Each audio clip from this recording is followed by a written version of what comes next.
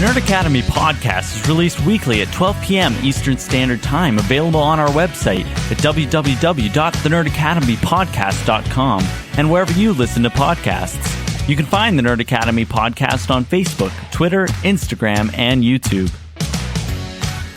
You can also help support the show by going to patreon.com/The Nerd Academy podcast, where every donation allows us to bring you more exciting content every week.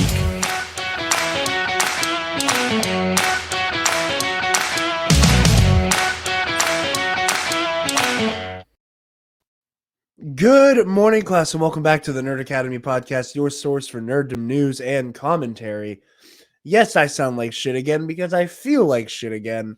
So apologies for the fact that I sound awful. I will try to mute myself if I start hacking. But welcome back. As promised last week, we were here with our Eternals review. Like I said, it's going to be going out a little later on Tuesday than normal.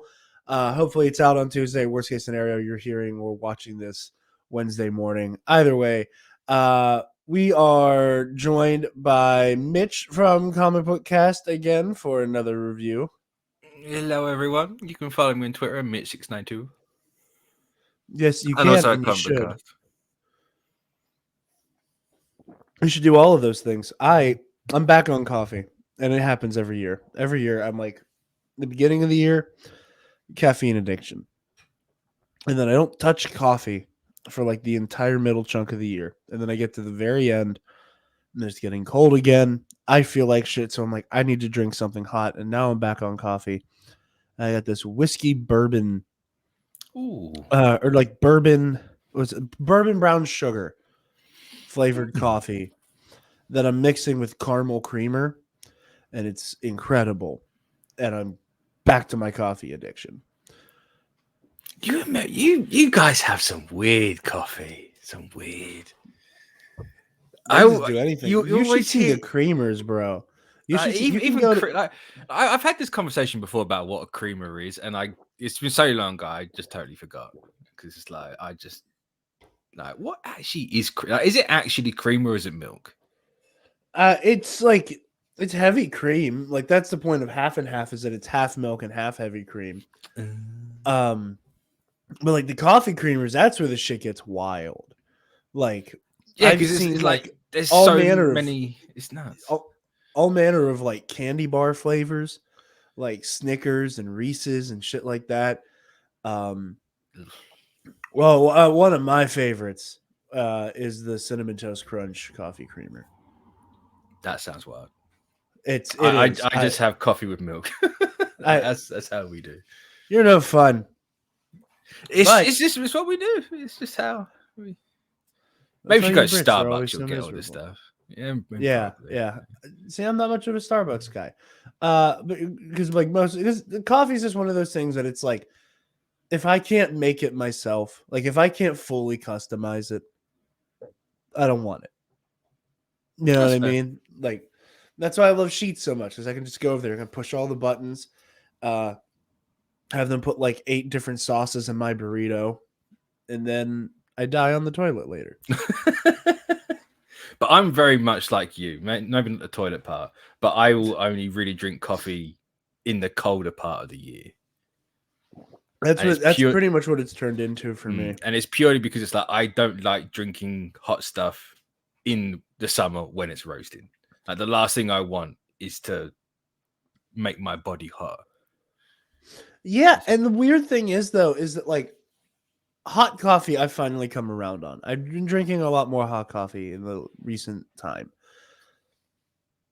But for me, typically, like if I drink coffee like randomly in like the times that I'm not normally drinking coffee, or if I'm just like drinking coffee to actually wake up, I drink it cold. Because I put so much shit in it, it turns into a milkshake that way. Yeah. Or I convince it's what it tastes like, at least. Yeah. Big brain stuff. Real quick, before we jump into our Eternals review, quick word from our sponsor, Sunday's Bloody Mary Mix. You guys know, bartender by day, and Bloody Mary enthusiast generally.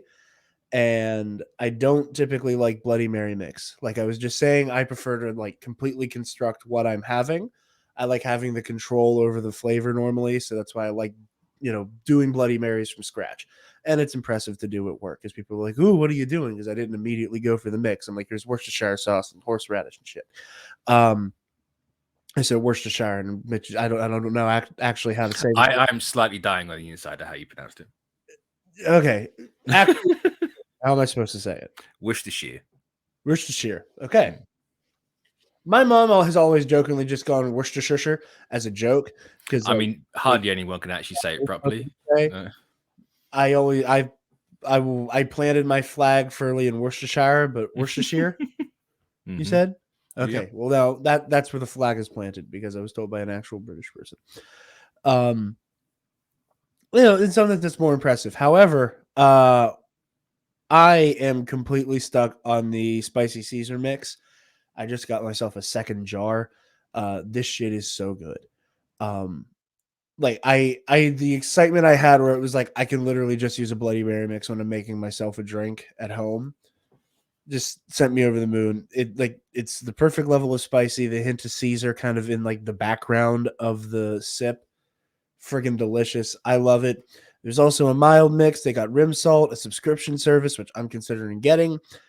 Vegan Bloody Mary mix. They got all types of pickled garnishes like pickled okra, dilly beans, and asparagus. I love using pickled asparagus as a garnish with my Bloody Marys at work. Shot glasses, merch, all kinds of cool stuff.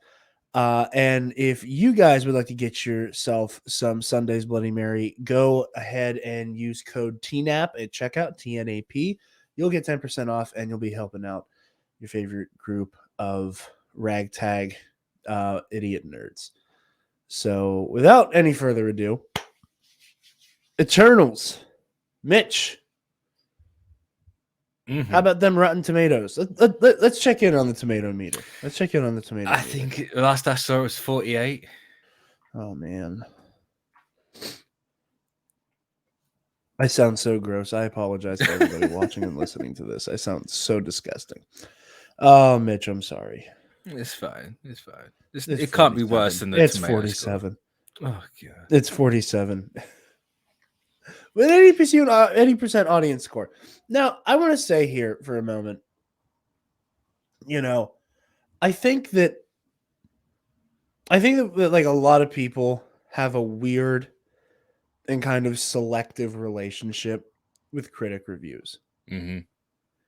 I think that a lot of people, when there's a movie they like a lot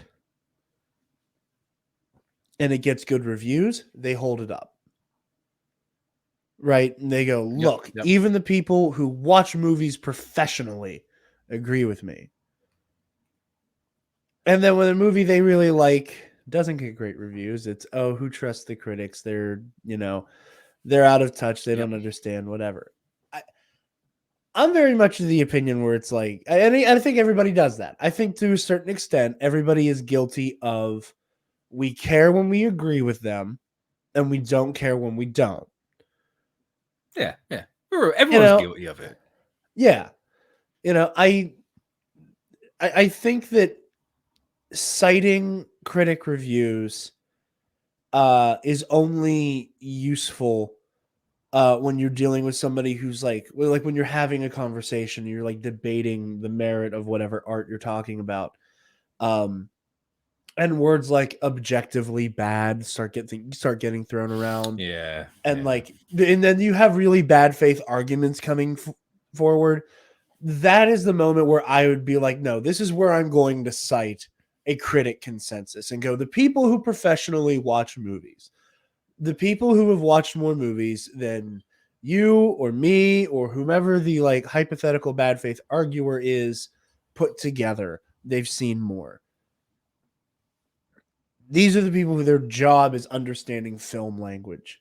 They think it's good. So you need to chill it with the objectively bad thing, because the people who know more about this shit than any of us thought it was good. Well, this is the thing as well, right? Like, critics don't know how to make a movie. Not necessarily. I mean, you have your critics who you know, your Stuckmans and your Maggie Lovett, friend of the show who like she's an actor who's also a like entertainment journalist who's also a film critic. Like she wears all Talk those about hats. So like she triple dipping. Christ. yeah, right. So like she's been on every side of the fence. So like she's somebody whose opinion I may not always agree with it, but it's definitely one that I value. Yeah, it's gonna hold a bit more weight. Like if you know how the sausage is made, then like you can comment a bit more on that sausage. But that's the age-old argument. Like, should people be allowed to even comment on it if they don't know how to make it? But obviously you should be able to because that's not the point of everything. But and like again, we talked about this a couple weeks ago or a week ago, whenever it was. Time isn't real. With the actual critic consensus says an ambitious superhero epic that soars as often as it strains. Eternals takes the MCU in an intriguing and occasionally confounding new direction. It's not horrendous. That doesn't read like this movie is bad, avoid it like the plague to me. No, not at all. You know, it's very middle of the road. Like it does something different, and it does that different well. Sometimes it doesn't do it well, but it's not a bad movie. Yeah, like what you like. I'm the guy. Go listen to the early days of Movie Club, which will be coming back at some point, I promise. Go listen to Movie Club. Like I make it no secret, Wild Wild West is one of my favorite goddamn movies ever. Oh, it's classic. It's terrible, and I love it.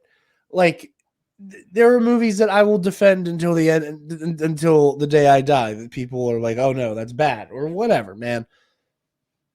Like what you like. Don't let this kind of stuff stop you from liking a thing. However, the Disney owns Rotten Tomatoes, Disney bots, blah blah blah stuff. I think we can officially lay that to rest. Like, yeah, I don't know. Chapek's involved now. He probably just didn't pay like everyone else. Oh yeah, he. It's still on. I know what happened. Bob Iger's. He canceled the card that the bots were charged to, and then Chapek never put his card into it. Yeah. So like, see, I was going to go with the money for Rotten Tomatoes went to ScarJo in the settlement. Oh god damn it, that was funny. That was good. I like that. I like your version more. So yeah, the Rotten Tomatoes stuff, it is what it is. But Mitch, your overall thoughts on Eternals before we talk plot and the other fun stuff before we get into spoiler territory. I loved it from start to finish. All right. 100%. Whether that's because, I had 2 weeks of like disassociation from social media because I couldn't look at anything without being reminded that this thing's going down from like, what did it start off with? Like something like 83%. It's taking like a 40-point dive or something like that. Yeah. But, like everyone every 5 minutes. Every 5 minutes being like, hey, is this number now? It's like, okay, I get it. All right. Let me live my life. It was brutal. The Facebook group is brutal to you. Yeah, there was no good reason for that. I mean, it is what can you do? It's gonna happen. Oh yeah, it's gonna happen. But yeah, it's just like I'm gonna go play my PlayStation for the next 2 weeks until this movie comes. Just get away from everything. I'm gonna wait till this shit blows over. Yeah. So whether it was all that, just like the constant punching down, that made me like it a bit more. I don't know if I can say. And part of me wishes that I could just come out here and be like, oh yeah, I love this movie from start to finish. Like, without even having that thought of like, is it because my expectations were just punched into the ground? But hey, that's valid either way. I am not going to go into any details. But there was a medical emergency that happened in my theater. Yes. When I saw this opening night, what was that? Thursday the 4th? Yeah, because I saw it in the 5th when it came out. Yeah, Thursday the 4th. So I saw this the following Sunday. And I really enjoyed it. It was a weird experience because shit happened, obviously, and the screening came to a halt right after they got to Druig's. I'm not going to specify that because we're not spoilers. It's roughly around the halfway point, isn't it? Yeah, like literally about the halfway point. So getting to finish this movie, I had a weird experience where I knew about half of the twist by the time I was in it. You know, like by the time I'm there for the second time, the first half is already colored for me by the revelation we get a little bit later.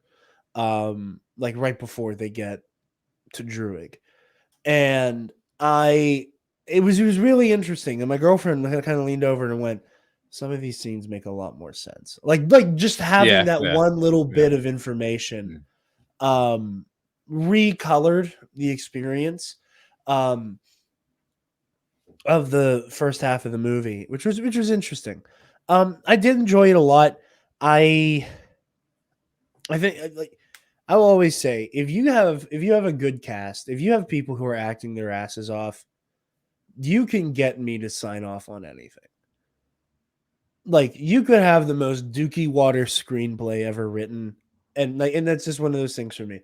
If you have a competent cast of actors who are just killing it at every turn, I'm going to be distracted by everybody acting their asses off. Now, I don't think the screenplay was bad here, but it was definitely helped by a stellar cast. Gemma Chan was incredible. Richard Madden was amazing. Absolutely loved Kingo. Druig has done nothing wrong and never has. Yet. I looked over to my girlfriend. I'm like, Druig is spitting facts. And she went, that's concerning. You think that? And I was like, I don't know what you mean. And we'll talk in spoiler section about how I'm not wrong. She's going to watch this and cuss me out later. It's going to be funny as hell. But, yeah, I like this a lot. I wouldn't say it's my favorite MCU movie. I don't know where I would put it. I'm bad at ranking things.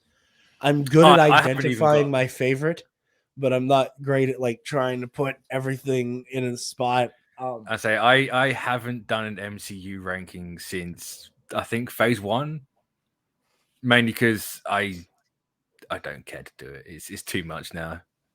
There's too much. There's this one website, I can't remember the name of it, that does basically the ranking for you. Letterboxd. No, it's not. No, like not Letterboxd. It's like this website where like it was really helpful for their Star Wars thing, where it'll go, okay, here's Revenge of the Sith and Return of the Jedi. Which one would you rather watch right now? Oh, yeah, I've heard that one. Yeah. And then you pick one, and then it brings up another set. Yeah. Right. Yeah. And then like eventually it just kind of turns into this weird like tournament at the end where you can tell it's trying to figure out which one's going to get the top spot. And mine was pretty accurate, you know. Like I looked at them like, okay, The Last Jedi is up top, Attack of the Clones is at the bottom. You know, I think I did that for the MCU, and I looked at it and I went, I don't agree with that at all, and just never did it again.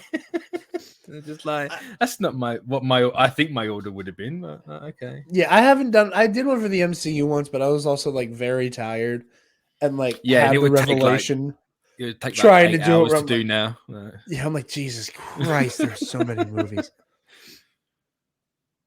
But the TV shows now, up to 30 projects you got to rank. Yeah, and the TV shows were in there, and at the time it was only like WandaVision, Falcon and the Winter Soldier in there. And I was like, Jesus Christ, y'all are here too. What the hell?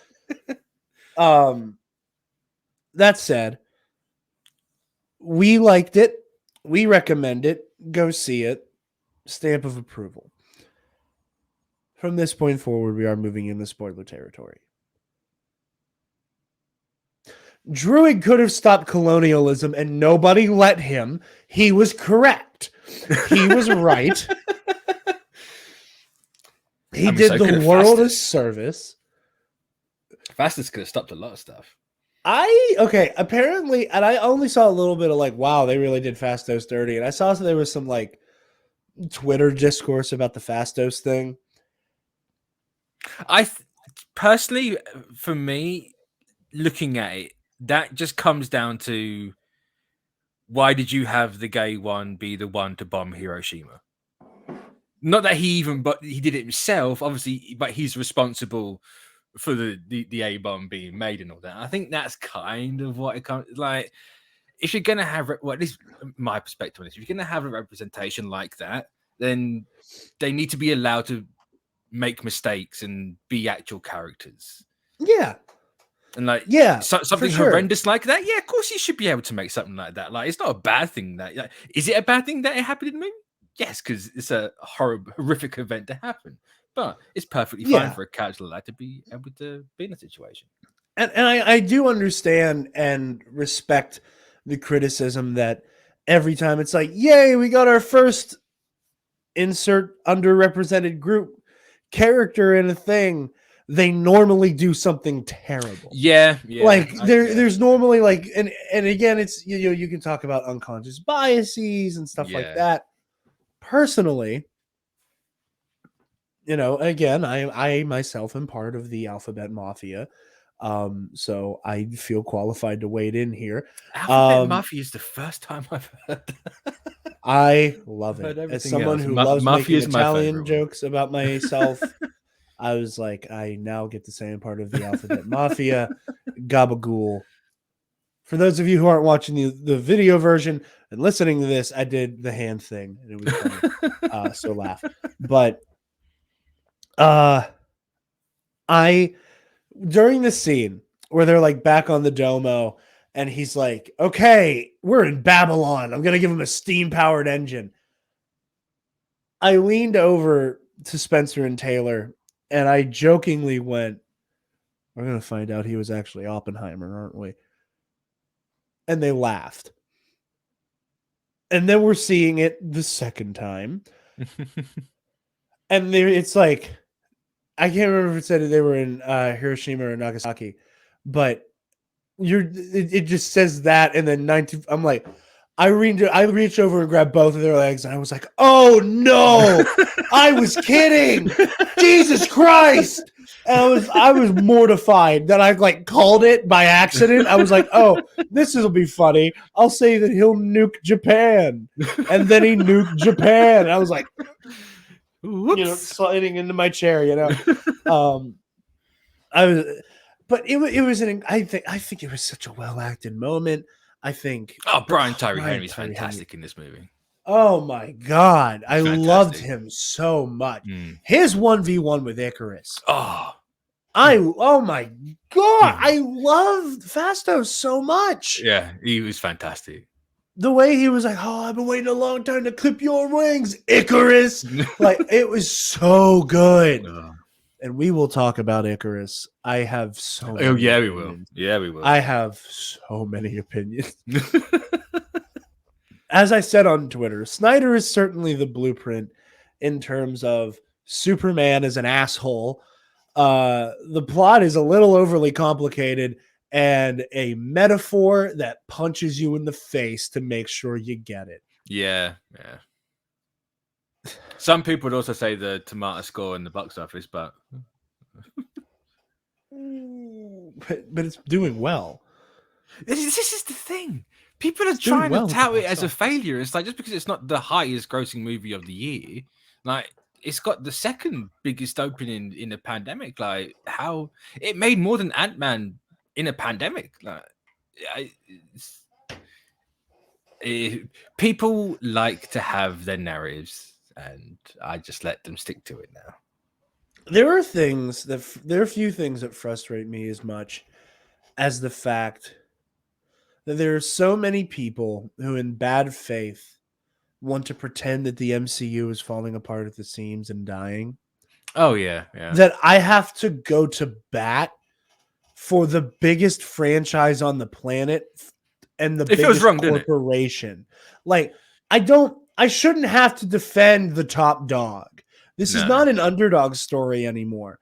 But people's addiction to misinformation and lying through their teeth Like you I hate having my hand forced that it's like, all right, time to clear up this rumor. No, they're still successful. That's still billions of dollars every year, moving the fuck on. It's just really frustrating and I hate it.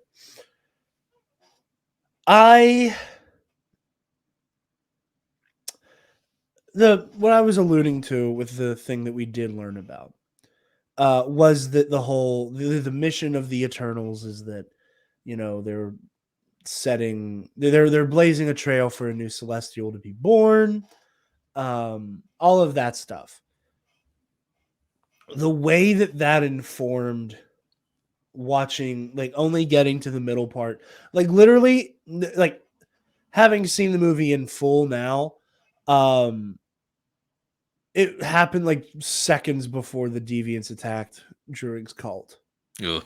Commune. Taylor kept calling it a cult. It's a commune. It was a commune. It's kind of a cult. It's not a purposely. I'm the only one to who be wants there that for you. Don't you betray me now.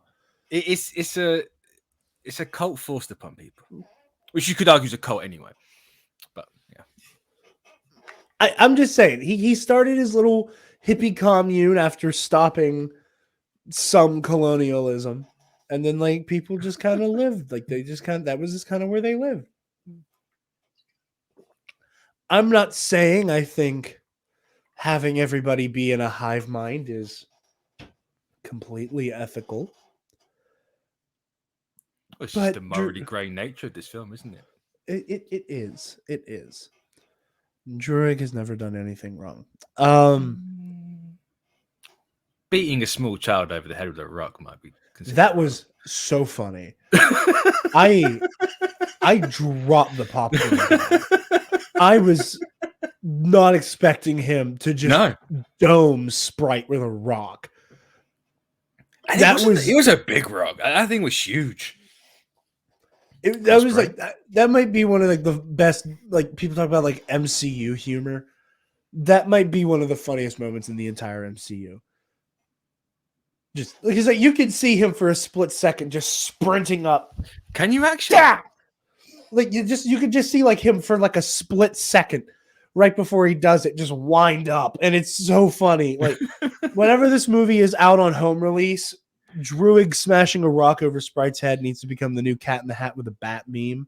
Or hopefully this will be on Disney Plus by Christmas in IMAX.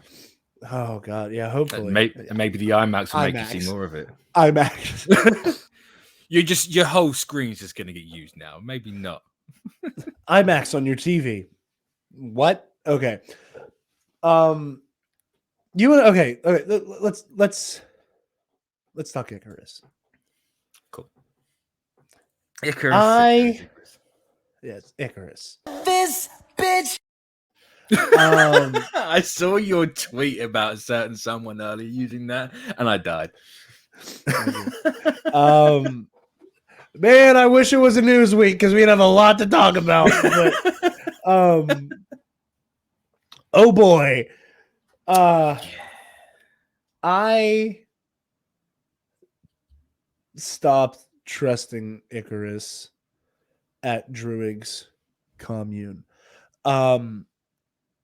I had a moment, like the way he's like, "Okay, we're leaving now." I was like, Yeah, they make him kind of shady.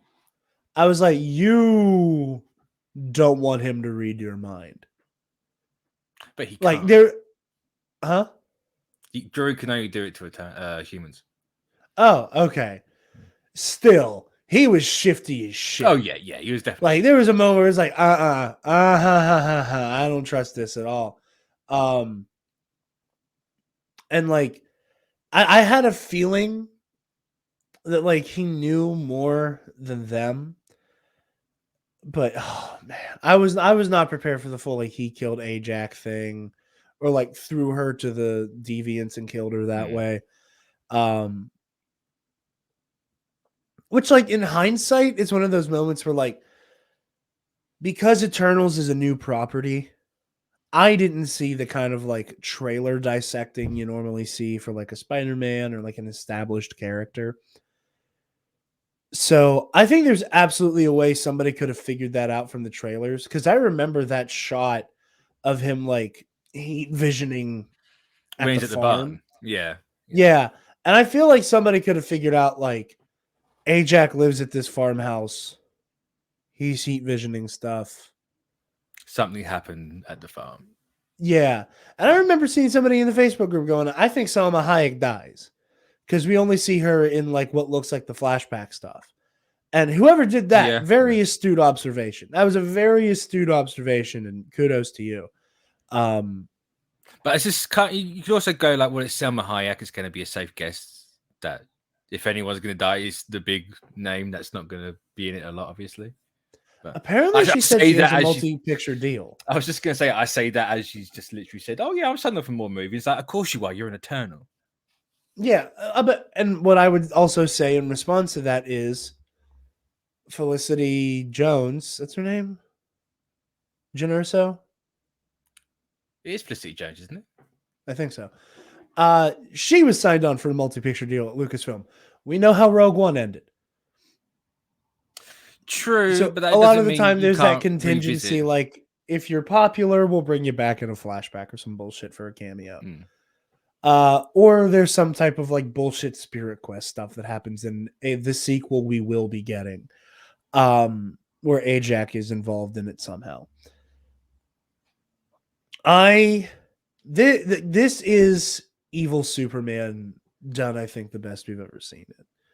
You know, like stopping short of like it being some form of evil Clark Kent, you know, and like exploring that. This is probably I again, Icarus, absolute bastard. He's evil. I hate him. But is he? Not evil. Like evil is in, I think he's a dick.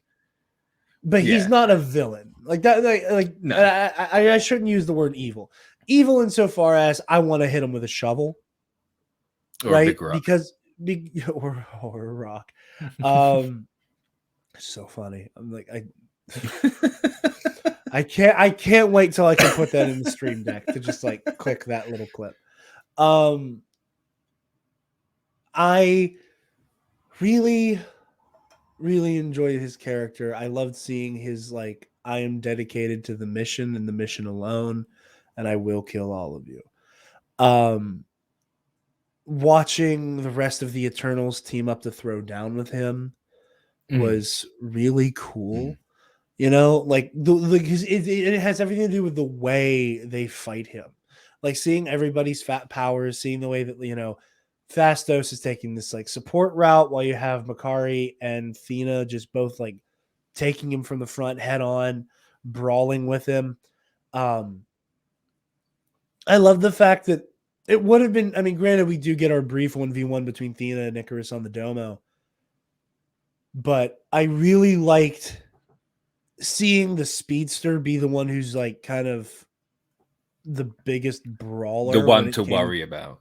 Yeah, because you normally don't get that. Like you normally get the like, I'm fast and I hit you in the face and I hit you in the face and I hit you in the face, and then with somebody like a, you know, Superman or an Icarus, it's like, okay, I'm almost as fast as you, or because of super strength, I'm going to stomp on the ground, and since you have to run, it's going to knock you down, and then I can beat you up because you fell. You get a little bit of that, but the fact that Makari like absolutely kicks the shit out of him. Yeah. Like Makari whooped his ass. I love Makari in this. It absolutely softened him up for Phastos to do what he did. And that was another thing that I loved, was that like everybody kind of took their turn breaking Icarus down. Like it took the whole team to shake him. And I like as well, just to jump in there, it wasn't just the fighters that did it as well. Because obviously that, you know, part of the marketing for this, you had like Gemma Chan being like, oh yeah, you have 5 of that, the fighters, and 5 that are the thinkers. Like you had Phastos there, who was categorized as the thinker for obvious reasons. He's a cosmic engineer. Like it wasn't just, oh yeah, we're going to have these split into these 2 and then you're never going to see the other one fight. It's like, no, we're actually going to use that to have him fight. Like they can do it if need come, like push comes to shove. Yeah. And I appreciate that. And I think it was really interesting. As much as I loved Kingo and loved Kamel Nanjiani here, and how complex they let Kingo be. Like Yeah, the yeah. fact that the route they went with was him kind of going, I agree with him, but I don't agree with him to the point where I'm willing to kill all of you. Mm. So I'm going to bow out, and whoever wins, I guess, was right. Yeah. Which I think And was really interesting. I think I've seen people actually say, "Oh, Kingo should have come back. Why was he not in the fight? It's a plot hole." And it's like, just watch the movie, please. Like, actually, He I made hate his to choice. use He didn't want to be a part of the fight. exactly like a lesser movie would have brought him back. This movie had the bollocks on it to actually have this character say that and then not come back. You don't see that. Like Yeah. he literally just went, no, like it's what it is. If it's got to happen, if it doesn't happen, then fine. But I'm not gonna hurt anyone. Yeah. And I'm sure that like he did his part. I'm sure the Unimind reached out to him when it went off. So like Kingo still had his fingerprints in a very minute way. Possibly. But like imagine how much of an asset Kingo would have been if he were actually present for the fight with Icarus. Like Yeah, because it the would have been amount 3-on-2, been a bit more even. Yeah. I mean 3-on-2, and like especially like before Thena gets pulled away to like finish off the deviant. Like Fastos, Thena, and Makari plus Kingo, like while all of them are kicking the shit out of him, you have Fastos and Kingo both at a distance, just bop, bop, bop, like the entire time. Like they would actually, they would have been able to take him out in no time. So like I think for balancing purposes, they also had to remove Kingo from the equation. But the thing that I truly love about it is that like not only are they like slowly breaking him down in terms of like defeating him physically, like the longer this fight is going on for, you can tell that like he's losing morale. And then I Yeah, think there's a yeah, part of him that's like going, is this really worth it? Like the longer the yeah, fight goes yeah. on, the more he's questioning his decision. Mm. And by the time he breaks out of Fastos' trap, which again was just so cool, the way that like Icarus is staring at the celestial rising, he's like, "No, you don't get to watch," and like slaps Yeah. that last bit down on his neck. Brilliant. Also, nice homage to that one classic Icarus image that everyone knows, where he's just shooting the laser beams into the sky. Oh yeah, that was cool. Mm. I love that by the time he breaks free and tries to confront Cersei, that he's completely spent, and by the time the Unimind like makes him part of stopping the rise of the Celestial, that's I can't remember the name and how to pronounce it. Tiamat. Thank you. I kept every time I tried to say that out loud, I kept like throwing like an N at the end. It was like Tiamatun, and I was like, that's not correct, and I can't say this name. But trying to stop it from like awakening, like the fact that like he does realize he was wrong. There's that moment of like silent acceptance that he's just kind of like come to terms with. He's like, I was on the wrong side of this, and See, then it's just this is where it's not a perfect movie for me by any stretch. yeah, Like we have like yes, he's doing exactly what you're saying he is, but part of my head's going like, has he just fully made a decision to stop what he was doing because of the whole like, oh, we connected to everything? Because obviously the Unimind is a connection between them all, like forming one mind. It's got to be part of your own mind. Like, is it because like that kind of forces him to see it from their perspective and see what he's actually done to them? Because that was my takeaway from it. I think it's a little bit of that mixed.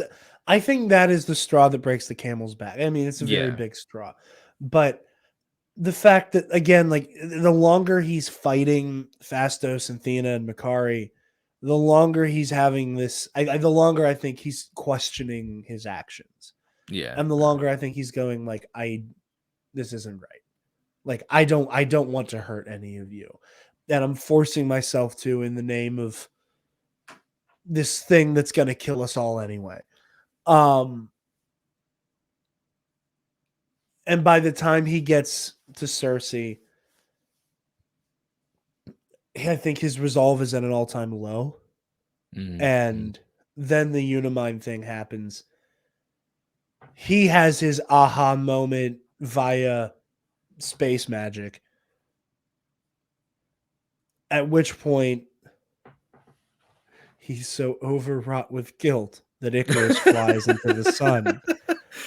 Yeah, When he, Yeah. Mitch, oh my God, it was so hard to not it was a laugh bit really much. loudly. It was was a bit so much. much. Yeah. Like when he like blasts off into the sky, I'm like, oh, is he just like gonna like go into exile? And then we saw that shot of the sun paralleling the beginning.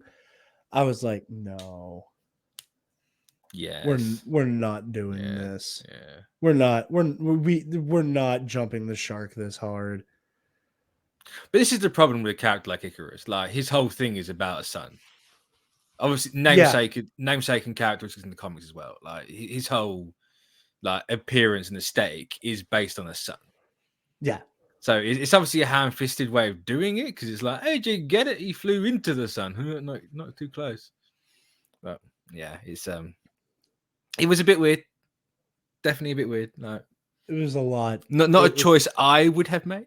But all I know is he ain't dead.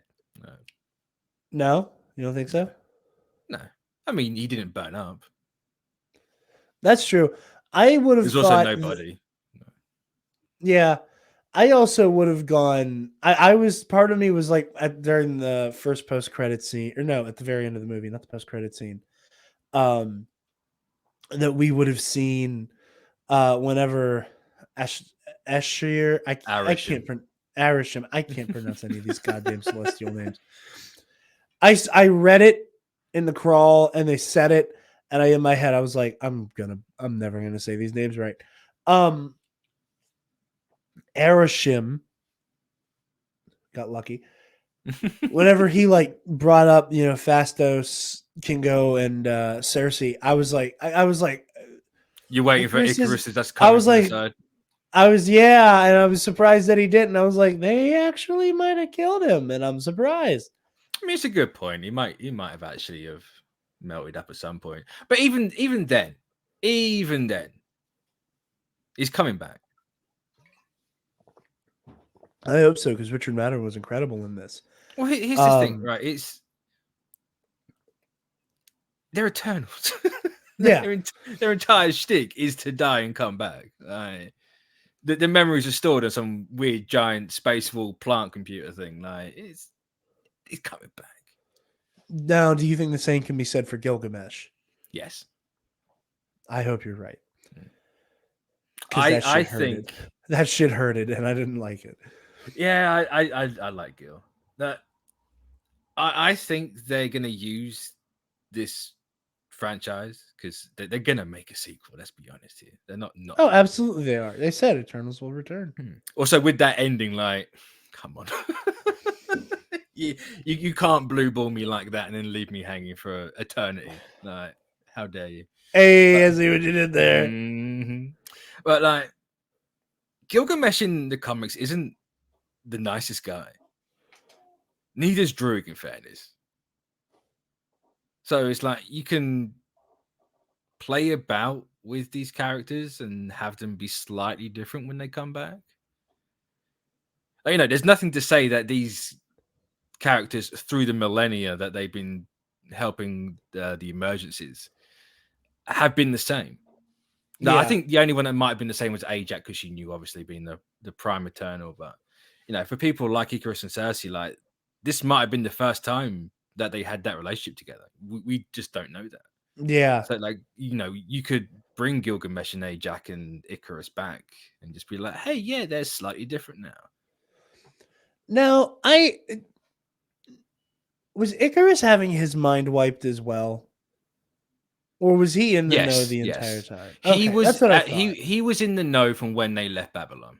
That's what I thought. I wasn't sure if it was like a situation where yeah, okay, yeah, that makes more sense. That's what I thought. But no, you're absolutely right. Time to wake up. You're absolutely right, and there's no way after. Thank you, Variety. Yeah, Cocksuckers. yeah. I'm Then they still had the mad. I'm audacity. still mad. I am still furious that they pulled that shit. Well, have you seen they actually made a? Not sure if it was the same person that made that article originally, but there was another article talking about Eternals that actually had the nuts in it to say like, "Oh, broke here first by Variety." I'm like, don't joke about that. Like, just no. I'm just so angry about it.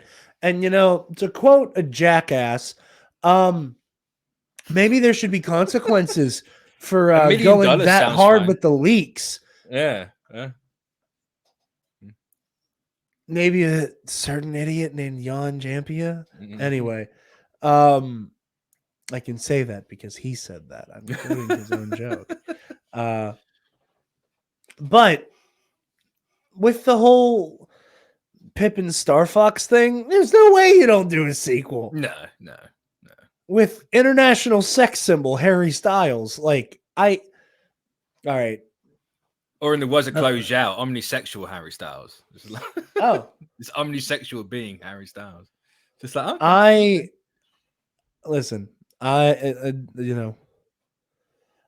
never been like I love his music. I love him I think he's a great person. I love everything he stands for. I've never had the moment where I'm like, oh, he is so hot. Right? Like I've been like, I can acknowledge the fact that this man is very handsome. And I get why I get why people go ape shit for Harry Styles. I understand it. Homeboy walked in. I'm like, okay, I understand now. Oh wow. I was like, I had a moment. I was like, okay, you know what? I am a part of the cult now. I am looking. You get that tingle? I am looking respectfully, brother of Thanos. So okay, this is another question I want to ask you because you as I've said before, I will always defer to anybody who's listening. Yes, I do sound winded because I can't fucking breathe because I'm sick. And I'm noticing it in my headphones as well. Do you? How are they going to make sense of the whole brother of Thanos thing if the Eternals are all androids? I'm like very. Well, this is the thing. They're not necessarily androids. Like, do androids need to eat, sleep, and drink? Not necessarily, but also like they made it clear that he's like manufacturing that. I say that this is something that I've seen people lose their shit over, and it's like you've never read an Eternals issue in your life. Please calm down and wind your neck in. Neil Gaiman in the mid 2000s, when he did his Eternals run, made them like celestial machines. So it's not exactly a new concept for these, and this movie is heavily taking from Neil Gaiman's run. Even down to like, hey, Tiamat's here coming out of the earth, and he's all big and gold like in the shiny boy. But sorry, what was your question again? I got distracted. Yeah, how exactly they're going to try to do the whole brother of Thanos thing? Because like them, because I'm confused on to what extent they are mechanical. Here's the thing: Eternals originally, I'm not sure if it's actually originally a retcon.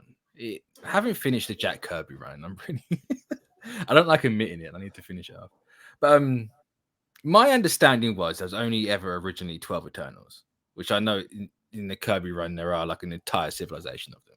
But it was made at some point. There's only 12 of them, and I think it's Zuras or Lars and Ajak, like family. There's a split. Eternals go to Titan. Eternals stay in Olympia on Earth. Something happens with the Titan Eternals. Whether they evolved or what, or they just got technology to do it. They were able to breed. Okay. Because Thanos and Eros are, and Athena's a cousin to the pair of them as well, which I don't think they did it in. I think that's the route they're going because she didn't look at him like, "Hey, I know who you are."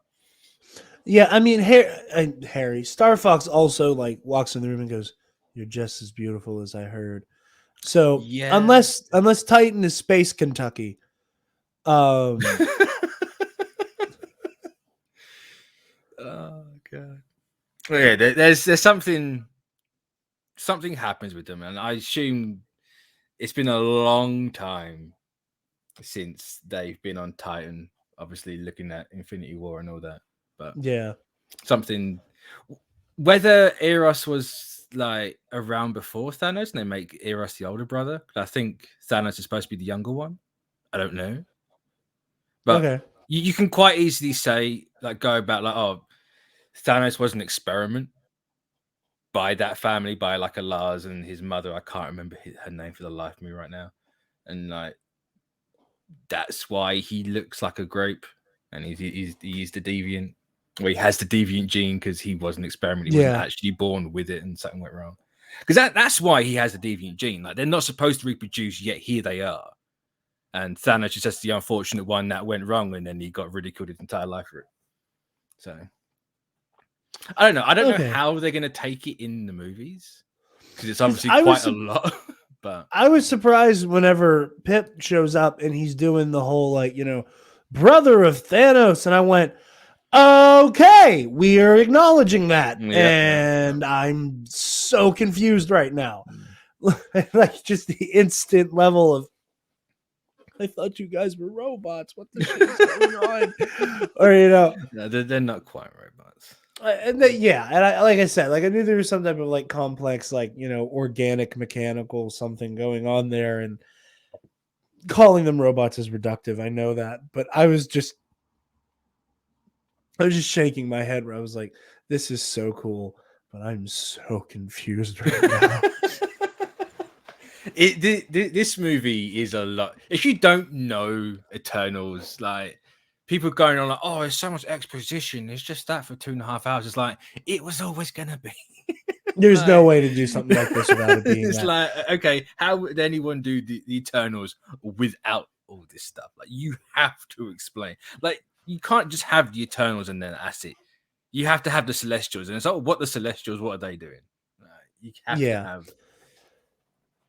Now, part of the Eternals mythos and lore, and like all the celestial stuff, this is where like this that kind of is like the cosmic, like creation myth background and ties to the X-Men, correct?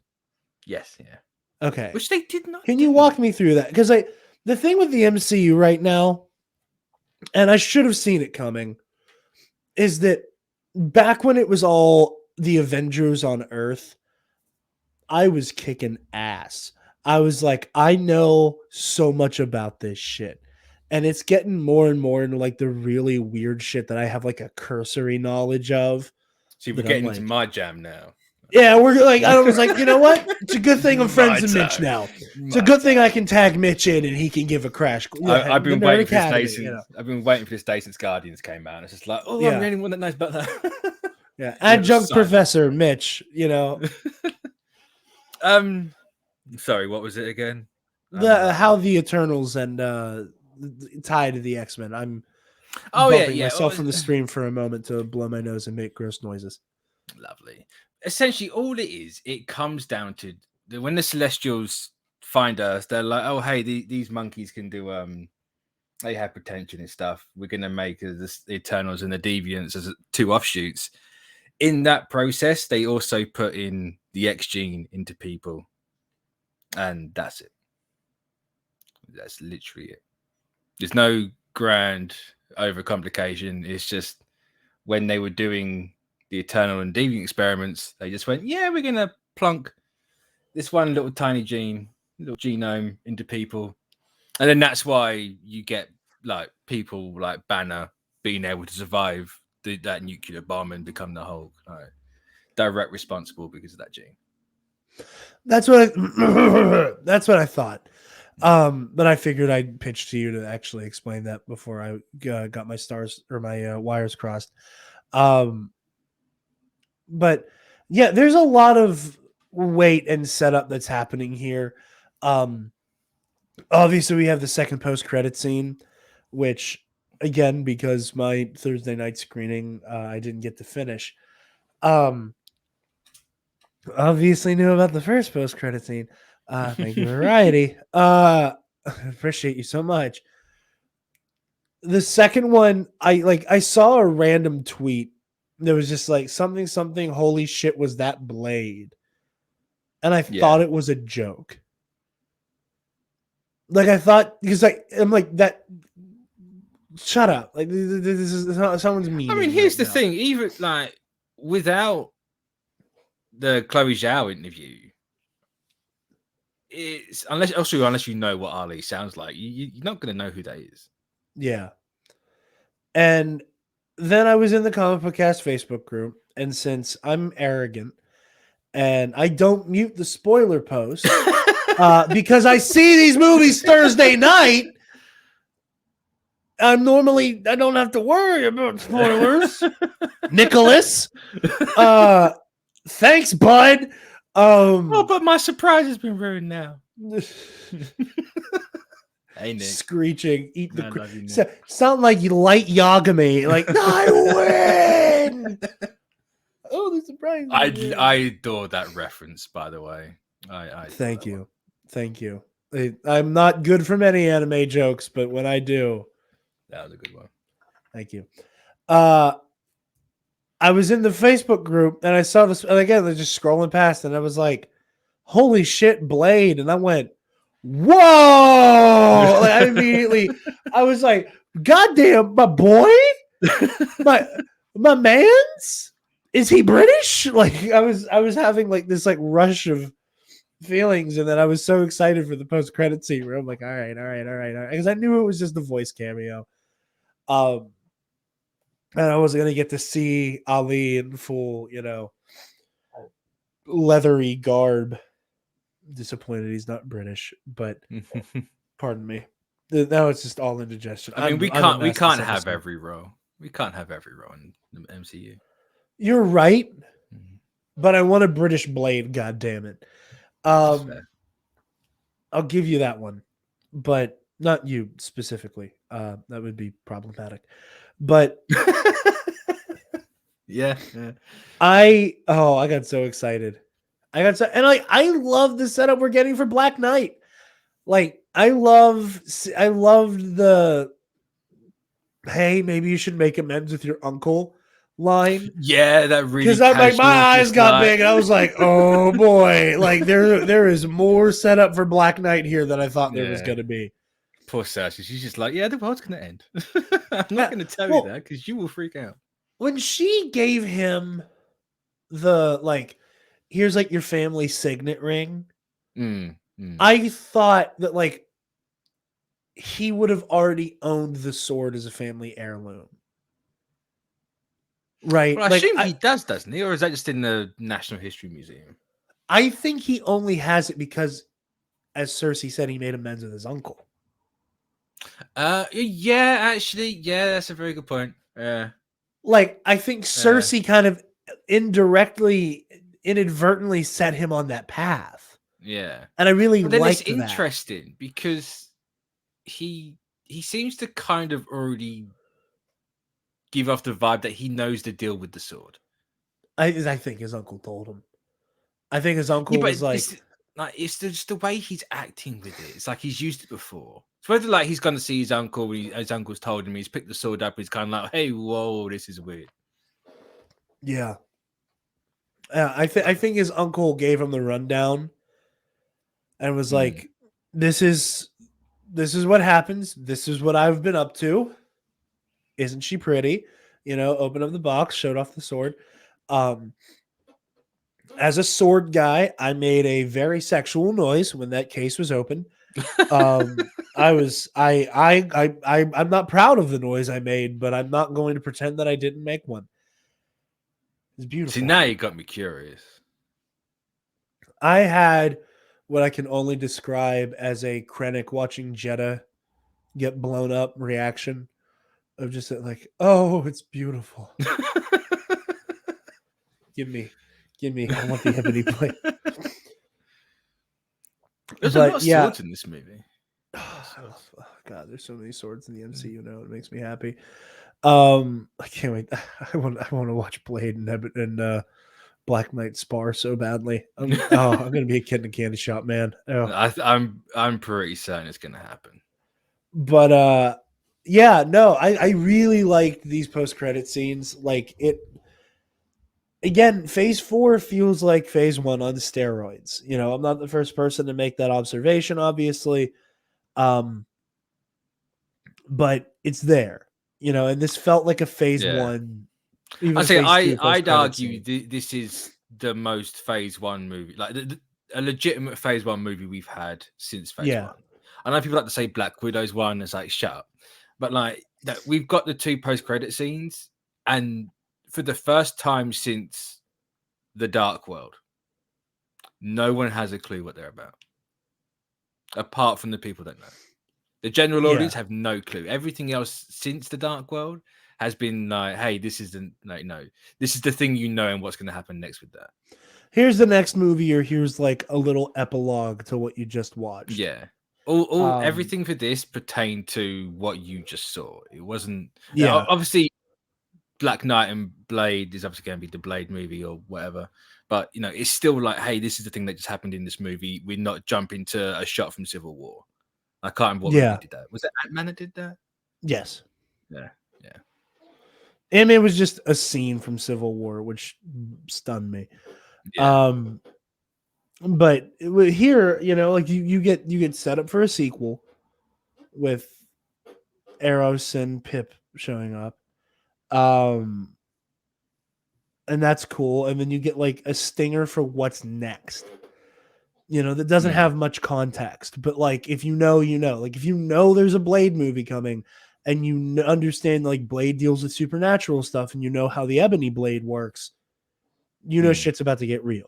Which this is one of the unintentionally funny moments in this movie for me. Sprite asks Thena, "Is that the Ebony Blade?" when she's playing about with apparently Excalibur, and it's like she knows what that blade is, so she must know what that blade does. Yeah, I wouldn't be that nonchalant about Thena, of all people, holding that sword. I'd be like, should you really be touching that thing with your mad weary going on? No. Well, I wouldn't be that calm. No, correct me if I'm wrong. The thing with the Ebony Blade is that like you go crazy or the more blood you spill. It's basically an addiction, isn't it? Yeah. Yeah. The Ebony Blade's the dark side. Pretty much, yeah.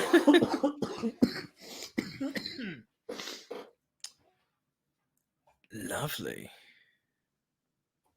That was going to sound gross. I didn't want to do all that on the microphone. Oh, yeah. This is how much I care about you guys. I'm dying over here. I'm doing this goddamn show. But I appreciate it. But Black Knight isn't something I've read a lot of.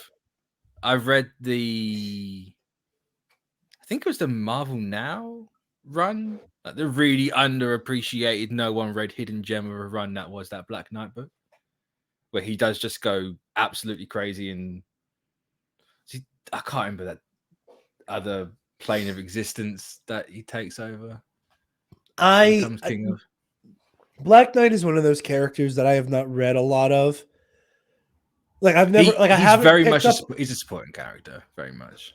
I have not picked up many Black Knight comic books or read a lot that he's been in, but he was very much one of those characters that when I first saw them, especially when I was younger, I went, this guy looks really cool. And then Googled him and then like read a lot of Wikipedia, you know? Yeah. And it was like, which is how I got a lot of my comic book knowledge, because I was like, you know, no comic book stores nowadays, isn't it?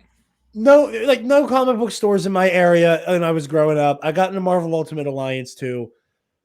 Read the strategy guide front to back for every ounce of Marvel lore I could soak up, which is why Civil War is my favorite story. And then, that's unfortunate. Did a lot of it, but I'm Team Iron Man, so it's okay. Yeah, that's fine. Yeah. There it is. Yeah, see, I'm not. No, just because that's there. Don't I get say it twisted. like, I can't help but get it twisted. You can't blame me. So now I'm looking at everything behind you, and it's like it's a severe lack. You know, A severe lack. the only thing I could have really done was one of those Iron Man helmets. And truth be told, as pretty as this set looks, it is a bit of a shoestring budget. There's a lot of shit on this set I already owned. They're tax write-off. Fine. It's on the list. Eventually, like I do, like unironically, do plan to have one of Tony's helmets somewhere in here. That's what I like to hear. Originally, the bookcase behind me, I wanted to do it all helmets. Like it was supposed to be like the Kylo one, Iron Man, Vader, you know, and like try to figure out something for the other three. And then I was like, yeah, looking at Amazon, I was like, we'll get to that. We'll get to that. We'll get to it. We'll get there eventually. It's down the road. It's down the road. If you guys buy enough Bloody Mary mix, I'll be able to put some Iron Man helmets back here. Okay? Buy the Bloody Mary mix. Use code TNAP at checkout. Mitch, overall thoughts or final thoughts and letter grade, sir. Well, final thoughts for something we didn't really touch on is the deviants. Because I have two problems with this movie. One is the lack of a Kirby Crackle. I am forever holding it against Marvel for not using it at the point you should have really fucking used it. Like, there's never going to be a better time, ever. Like, even in the sequel, no, it's done. You've missed your boat. Like, you should have done it here. Like, even if it's the Celestials, would have been perfectly fine, But no, you done goofed it up. The second is the deviants, because it got to a point where it's like, oh, okay, they're just generic aliens. Kingo made that. Oh no, they're hideous joke because they're ugly in the comics. They're kind of ugly here, but as Karoon said, it's like they're a beautiful creature. And then it kicks in with that storyline of, oh no, they're evolving. Like they're doing what the deviants do. The problem is that he's just casually evolving. They don't even call Crow. He has no name. He's nameless in this movie. Like I remember whenever we got to the credits and it said Bill Skarsgård. I wish I had a picture of Spencer's face of confusion. Yeah, because I was like, I want to meme that. I want to hang it in the studio because he just went, Bill Skarsgård. Did I miss the? Was I in the bathroom for 30 minutes and I blacked out? Like, what happened? I was like, no, I'm pretty sure he was the main deviant. Yeah, he was. But he has 8 lines of dialogue, so you didn't notice it was Skarsgård. Yeah, it's like they were actually getting to a legitimate interest, at least for me anyway, like a legitimately interesting point and place with Crow, or the Prime Deviant, because I'm not going to call him Crow because they can't be asked to do it either. And they like using Prime X as a title in this movie. Yeah. And it's like you had this really interesting like intersection between the three factions, like the Celestials, the Eternals, and the Deviants. And it's like you just literally cut it off, like, quite literally, just there and then. And it's like, oh, like obviously there's some Deviants I assume still alive. And they can quite easily do the same thing again, but then that's just doing the same thing again. It's like you should have just kept Crow alive. Actually called him Crow as well, so people know when they get the toy that it's Crow's not on there for no reason. And if who's gonna get a Crow toy? Let's be real. I mean, I'm sure there'll be somebody. I agree with you. I think that the morality play element here, because like, and granted, I think they were setting it up to like even more hide Icarus's betrayal.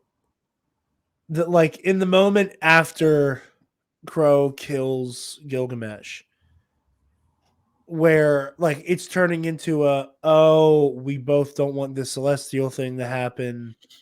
We've been hunting you. We were made to believe that y'all were all monsters. We were lied to about you. We already had the like undertones of colonialism and stuff with the druid stuff. Yeah. So I thought that was the direction we were headed.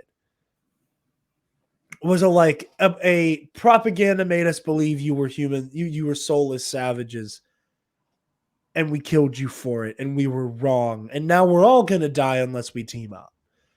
That was the direction for a moment I thought it was going, and I think there was a deliberate choice to have Crow take that, you hunted us for centuries. Now I'm here to kill all of you for it before this celestial you brought here kills us. Mm. I think there was a strategic move to do that so that people would stop looking at Icarus. I think that there was like a level of we're about to have a complex moral argument and battle with the villain deviants. When the main big bad, again using that term very loosely, is Icarus. Mm. But like you said, I think that they immediately step over that potential outcome by having Thena avenge Gilgamesh. It boils back down to Thena kind of having this moment of I'm not here to kill you because you're a deviant. I don't give a shit about that anymore. You killed him, and I got to kill you for that. Yeah. And I like the fact that it was very clearly you killed Gilgamesh, and I don't care who or what you are. But I think if we kept him alive later down the road, we get to have that very complex moral conversation about I almost said Inhumans, the Eternals genociding the Deviants. And I agree with you. I think that was a thread that kind of got lost in the shuffle there, that was being used as a red herring to hide the Icarus twist. Because they as much as I like the fight between all the Eternals, you could have had, this movie is already 2.5 hours. You could have got another 5 minutes and just be like, hey, let's just have Crow join this party a bit more and make it a 4-way thing or a 3-way. Yeah, thing. Let's make that go on a bit further. and agree. Then you have Thena take him off into the cave, or make something happens and he gets blasted into the cave. Yeah, something like that. But yeah, that was my biggest thing. But it immediately, I struggled to remember that because just the sheer ending of this movie. And I've seen people be like, this ends how no one would want it to end. I'm just sitting there going that's exactly what I wanted. I can't help it. Did you want Earth to blow up in the Marvel movie? No, but the idea of a celestial host is literally one of the very few things I never thought I'd see. This movie also being one of them. No, I was more referring to people who were complaining about the ending. I'm like, was the outcome you wanted Earth to blow up and all of the Avengers be dead? Are we going all in on cosmic shit? I mean, I wouldn't mind it. Why not? I'm sure you would. The Eternals will always come back. The only shit I know about is on Earth, so we need to keep those people alive so I can pretend I know what I'm talking about. I mean, you've got the Guardians out there. Yeah. There's a lot of reading to do if that's the case. Speaking of the Guardians, I saw this really funny TikTok. It was one of the comic book people I follow, where he's been doing this series of videos of MCU characters meeting their comic book counterpart, and he did one with Peter Quill, where he's like, "Who's your father?" He's like, "Oh, this is my father. My father's Ego." He's like, "The planet? What?" And going back and forth, and he's like, "Well, who's the love of your life?" "Oh, Gamora." "Gamora? You're not in love with Gamora?" "No, I'm in love with Kitty Pryde." And I'm just flipping through the comments, laughing my ass off at the amount of, and not in a gatekeepy way, just in that it is so adorable that there are so many people who are going to get to learn about so much more cool shit. And also have the way the shit actually is explained to them and why it's So hearing about that Kitty Pryde thing and being reminded of the Bendis run kind of hurt me a little bit. I'm sorry. My favorite with the Iron Man one was he was like, "You created Ultron, right?" And he was like, "No, that was Hank. I had nothing to do with that."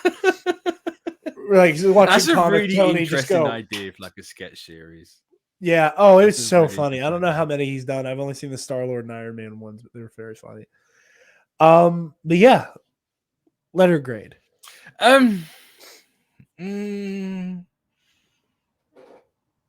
See, I always find this hard because Mainly because I don't know how the grades work. I'll never remember it. And then you're like, oh, is cinema score how the grades are supposed to work? Like, is that how it's like the cinema score? I mean, Even keeping with the important? Academy aesthetic, like on our old shows, we used to do 1 through 10 as like because the Academy thing, we do A through F. What would Here, be an 8? I would say an 8 is depending on Was it like a B how plus, A strong of an minus? 8. Yeah. I would say an 8 is somewhere between like like B. I think that's a solid Yeah. like mid B. Hmm. Because like I very much like on a 1 to 10 scale, I very much like music critic Anthony Fantano's like, if you get over 4, I consider this good. Yeah. Right. And then like the way you can kind of extrapolate that onto like movie stuff, like if you get a C or higher, I thought this was good in some way, is kind of how I do, how I look at it. You know, like 7 is real, like a 7 or a B, in my opinion. That's a good movie. It's just not rip your hair out, shoulder check somebody at the counter to get a ticket good. Yeah. You know. Hmm.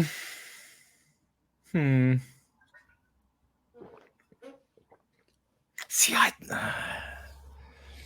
it's one of those where it's like I never think about it, and you always drop that question on me, and I know it's coming every time. Every time, Yeah. I know it's on its way. It is how I end most of the episodes we're on.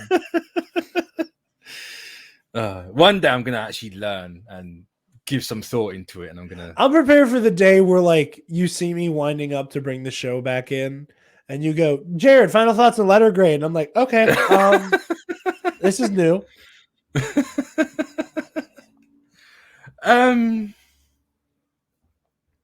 So no, I really don't know, because it's one of those where it's at the minute I might call off in a couple of years and after watching it a few more times. At the minute, it's in my top 5. All right. It might be top 3, but I can understand why people aren't hot on this movie, and I get it. It is something different. It might not be the best different they could have gone. Because obviously, no, I'm not going to sit here and be like, "Oh, people wanted everything to be different, and now it's different, and you're mad about it." It's like, well, different doesn't mean good.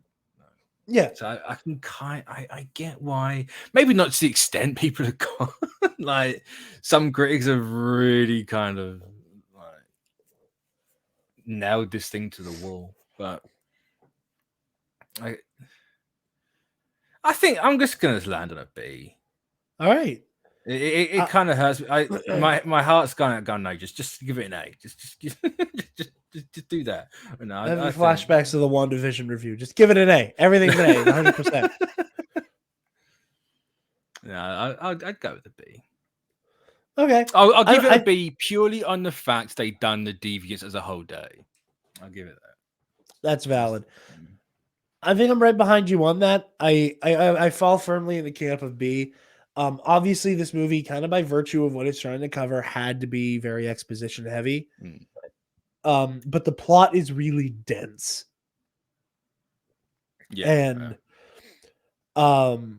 like it's just one of those, like, this is like kind of really convoluted. And I don't have a solution onto how to make this easier to wrap one's head around. I don't have an answer on that. So I feel bad critiquing it because I can't offer an alternative, because I don't like doing that. But I feel like there is a way to like make this a little less dense. And not I mean, the way you do that is you cut out some of the Eternals. I think that's probably true. But then who'd you cut out? And I don't want that to happen. And I don't want that to, like I said, I'm very much trying to have my cake and eat it too with that complaint. Now, granted, not for me, but like for other people, I can understand like lowering the bar of entry in some way. I'll also say to the people who are doing the Snyder is the blueprint stuff, the worst parts of this movie are the parts that have Zack Snyder's fingerprints on it, aside from evil Superman. I was going to see, And the fact I don't that understand why people are cheering that she said that. It's like, if you actually understood what she took from Man of Steel, you wouldn't be happy about it. loner brooding super alien, Yeah. the fact that she was able to extrapolate that from a Superman movie, something went wrong with the Superman horrifically movie. wrong. Yeah. Like So she your looked at, like, assignment was not understood. she was like, how do I do my anti-hero whose power set is very similar to Superman? I'll watch that Superman movie that guy made. Ooh. Yeah, like, the fact that she wasn't like, I'm going to read an Injustice comic. It was, nope. But Zack Snyder's Man of Steel. Yeah, again, we have a quote evil Superman character that's done far better than like Injustice or Man of Steel. Personally, I quite like Injustice. I think, I think it's the goofiest shit ever. Oh, piss off. Piss off. That shit's so fun. That's such a cool Elseworld. Yeah, I purely put it down to the fact it's spun off entirely from a video game of we need a dumb fuck excuse to get for why these guys fight each other. There was no thought put into Superman being evil or why he would fight anyone else. There was zero thought. That slack has been picked up and carried like Atlas on its fucking back. I disagree completely. It is goofy, and the fact that he has that little chin strap is the goo. I can't take him seriously. Oh, what is I just headpiece? Can't. Huh? His weird like headpiece outfit. Yeah, the little like dark side chin strap thing. Injustice Superman has. It's goofy, like it. Man. It doesn't help, right? I'm not a fighting game guy. I never have been. I can. No, Super Smash Brothers may hold my attention for an hour and a half. Everything else, you're lucky if I even look at the case. And then it's just like, I'm sitting over here as the fighting game guy. So like there's very much a divide here where it's like fighting games, like that's my favorite genre. I hate fighting games. Injustice is brilliant. I know. It's very and like the movie, we have our own moral conflict. Exactly. I don't know. Yeah, there's a part of me that like I think part of the reason why I love Injustice, I think there's a part of my brain that's just like, yes, I get a Batman and Superman conflict where my favorite isn't a fascist. Where like I can get Batman. Where I'm like, okay, cool, like anti-fascist insurgent Batman is here to fight crazy fascist Superman. Like I like I love the David and Goliath battle you get between them, and where it's Superman's power versus Bruce's capability as a tactician, and that's a dynamic I really like whenever they go to blows, and the fact that again the Dark Knight Returns, I love it. I love it for the reasons that it is the one of the worst outcomes for Batman. I think the only worse potential outcome for Bruce at this point is the Batman who laughs. And the fact that it took that to replace the Dark Knight Returns as the worst outcome for Bruce. Yeah. Says a lot that he is like, has to turn into a serial killer, a cosmic serial killer. See, I got ruined on the Batman who laughs. At the start, I was like, it's a cool concept. And then someone called it the Batman who kinks. And from that point on, I can't look at him. So funny. That is so funny. I just can't look at it anymore. It instantly ruined for me. I'm like, yep, I'm done. I'll never read this character again. Sorry, Snyder. The Batman who pegs. The Batman who gets pegged, I should say. But for me, I really enjoyed this. Like I was saying, again, I think the cast absolutely blows it out of the water. They're incredible. They're amazing. I loved every single character in this, and I love the vibe that they brought. This is always going to be a good thing for me, but representation matters. Inclusion is a good thing. And I I think that anybody who is poorly reviewing this film, this picture, I hope you watch what I mean. He wasn't here, and I was gonna call this a picture every time I referred to it if he was here. So I had to get one in case he watches. And be a prick.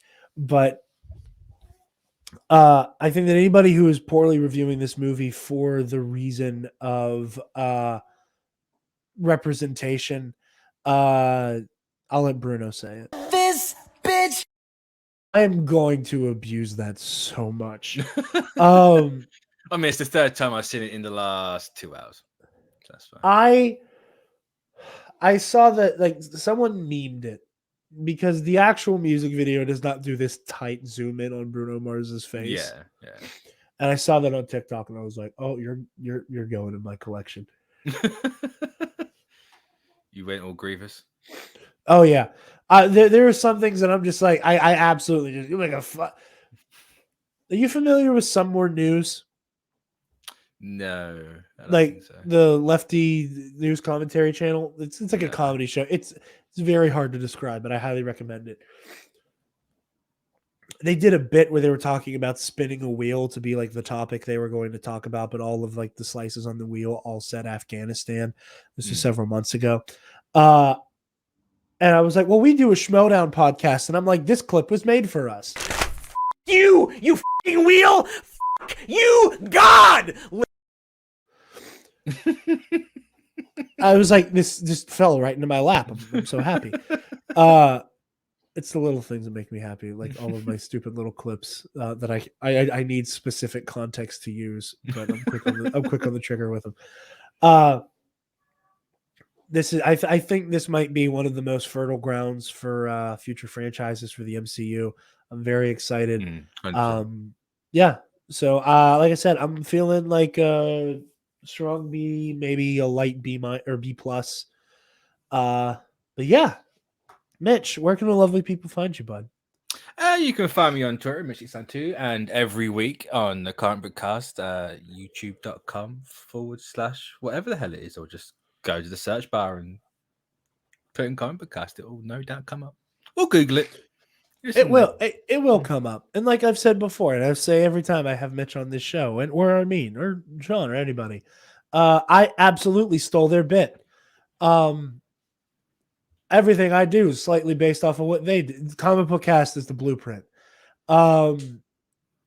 Somebody put that on merch. You please. It's so funny. You say that. I have been trying to think of a shirt idea, and I'm a really bad like creative person. CBC is the blueprint. I could not settle on anything for the life of me. I will buy 3 shirts and 2 stickers. CBC is the blueprint. Like, it might literally just be the name, but as a blueprint. But, yeah, I mean, hey, do that. I just want to get CBC merch again. I wore my The Prodigal Son Returns shirt to the Spider-Man Homecoming opening night. Which one was that? That was the one that y'all made right after the Sony Disney deal was announced, and it was like that art of Spidey like perched up in front of like an Avengers logo covered in webs. Oh yeah. I remember that one. Yeah. Yeah, that was a hit. I love that one so much. But yeah, go watch ComicBookCast. They do what I do, but better, way better. And I love going on their shows and having fun with them. It's awesome. It'll happen again soon with Hawkeye. Yeah, it'll happen again soon with Hawkeye. Hawkeye is on the way. Very excited for that. I am already I'm so excited to get past Thanksgiving. Not like I want Thanksgiving to go away way, but like I'm so excited to go full bore holly jolly. And I know Hawkeye is going to inject that shit into my veins being set at Christmas. I always thought that like Thanksgiving for you like is just an extension of Christmas. For a lot of people, it is. I personally, we did an entire episode. You like the distinction between the two. My family, mostly my mom, and it's just because it was a thing for her ever since she was a kid, where it's like Thanksgiving is its own thing. We go hard for Thanksgiving, but like during Thanksgiving, we also have our Christmas decorations up and out. I don't decorate my room until after Thanksgiving. Like I have my Sithmas tree which is a course you do. black Christmas tree. Oh I man, put an mad old Darth taste. Vader helmet on, one of my not being used anymore Kylo Ren capes, and a shitty Darth Vader lightsaber, and wrap it around one of the branches, and put like the 3 Star Wars ornaments I own on it, and just put it up in my room. I had way too many alarms set up, I've learned today. I also sleep in the morning, but yeah, like I Awesome can't morning. quite do it. I can't quite do it yet. I'm stocking up on my on my Christmas apparel, but I'm not. It's close. It's close, and I'm so excited. Fair play. But yeah, so Mitch692 on Twitter, ComicBookCast. You guys can Yes. find me on Twitter and Instagram at DarkJedi2552. You can find the Nerd Academy podcast on Facebook, Twitter, Instagram, YouTube, and on our website, www.thenerdacademypodcast.com, where, if you're feeling generous, you can donate to our Patreon page. Give me a dollar. Speaking of our patrons, thank you. Hold on, I got to pull the thing up because I think Paco changed his name again. Oh, is it no Like, longer the Alex Jones change- is gay as frog? He changes it every month, and I don't know what it is currently. I'm Or if he upset changed that it. I missed it again. I was genuinely looking forward to hearing that being read. Okay, 'Cause well, I- he still that, has. honestly, that I laughed about that for a week. It just kept cropping back up in my head, and it's just like, gay as frog. When were you on for Alex Jones's Gayest Frog? God, what was the last thing that happened? It was What If. Oh, that's right. Yeah, because he was still laughing about the Alex Jones stream. That makes sense. Yeah, I completely forgot about What If for a second. So did I. So- I kind of, yeah. What if definitely happened? Yeah. So thank you to the Waffle Wizard, Delta 9. Never gonna fright you up, never gonna scare you down, never gonna haunt around or spook you. Feige's Boomer Burner and Nick Johnson. Wonder who that is. That hurts you a little bit saying that, doesn't it? No, it doesn't. It makes, honestly, I'm really proud of it. There's a part of me that's like, that's somebody who's like a hardcore fan of you guys. And like, I've had several like CBC diehards come over and be like, you guys are both my favorite. And it's incredibly humbling. Because I try so hard for not every episode where you guys want to kiss ass. Like, again, like, literally, I can't understate the fact that like the first podcast I ever listened to and got into and like made me want to do this shit. That's fine. I might have Arisham as my picture currently. I will not judge. Yeah, that's fair. But yeah, there were humbling moments where I'm like, you know what? This is pretty goddamn cool. So no, actually, it only hurts me because there's a part of me that feels bad when I start shitting on the things I know he likes a lot. I mean, that's his problem, isn't it? Yeah. But there's also a part of me that's like, oh yeah, but like he'll comment about it, and that's good for engagement. Yeah. Always go for the engagement. Never Looking at feel you, bad about Alex engagement. Jones live stream. You know, Gmail stopped alerting me to comments on that video. And I looked at it in the YouTube studio thingy, and my God, people are still commenting on it, and none of them have gotten any more intelligent. But Google's actually how I had Harry Styles spoiled for me in this movie. you sons of bitches. But be sure to like, comment, share, subscribe. Consider the $5 tier. Versus Series and Heroic History 101 should be out soon. Sunday's Bloody Mary Mix.com. Use code TNAP at checkout. You get 10% off, and you guys help us out by doing so. We will be back with number one contender and Knights of the Nerd Republic this week. Contender's going to be kind of a mega show because we missed last week because of Podathon, which also anybody who donated for Podathon, thank you so much. $8,325 to Make-A-Wish Foundation. It was all because of everybody who helped out with Podathon, both on screen, off screen, and with the donations especially. So thank you also very much for that. We were all honored and humbled to be a part of something as incredible as that project. Say congratulations. Fantastic. Thank you so much. Like I said, I got tagged in to like basically make sure everybody's mics and cameras were on. And got to, watch so much of it and just like watch that number tick up and up, and it was incredible. But yeah, do all that stuff. Be sure to like, comment, share, subscribe, do all the things. Thank you so very much for watching or listening or however you tune in.